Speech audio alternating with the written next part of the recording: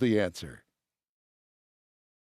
The Sundy concept is made possible with thin-film solar panels, which are flexible and lighter than the traditional rigid glass-based modules, allowing them to undulate with the ocean's surface. The solar panel is mounted onto a pliable flotation mat, housing a three-phase microinverter providing AC power to create a simple plug-and-play module using marine-grade connectors.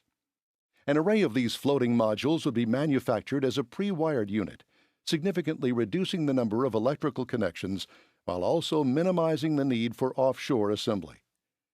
A collection of these arrays, totaling 4,200 solar panels, forms an expansive solar island capable of generating 2 megawatts of power. Multiple islands connected in series constitute a solar field of 50 or more megawatts, producing enough electricity for 30,000 people. To give a sense of scale, each 2-megawatt island covers approximately the same area as Vigelandsparken, or a large football stadium. Paramount to building an ocean-based system of this size, the structure had to be based on tension. The natural solution to this challenge is the structurally efficient spiderweb. This dynamic, compliant structure is capable of dealing with the environmental loads acting upon it.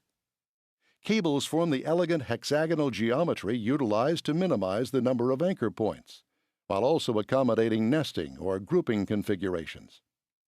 Separating the solar arrays into prefabricated sections allows for large-scale manufacturing and streamlined assembly offshore.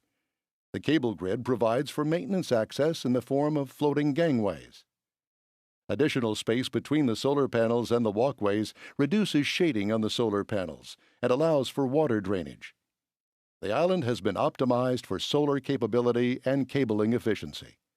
Solar arrays are divided into electrical zones, each of which feed into dedicated sub-switches. These are spread throughout the island, minimizing cable runs. 2 main switches gather the electrical power from all of the zone sub-switches.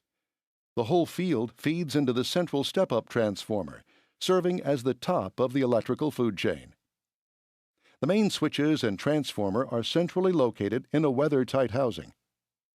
The system-wide modularization includes electrical connectors, arrays, cables, and walkways. The mid and perimeter markers are also common and house water cannons for automatically cleaning the arrays.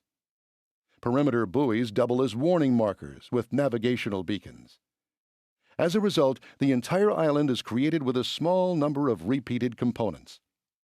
Below the water, the shape of the island is held in place due to the tensile forces from the spread mooring.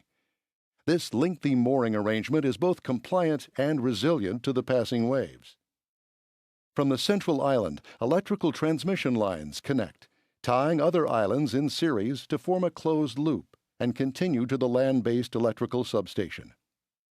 These floating islands, along with their mooring lines, provide underwater structure and thus fish habitats.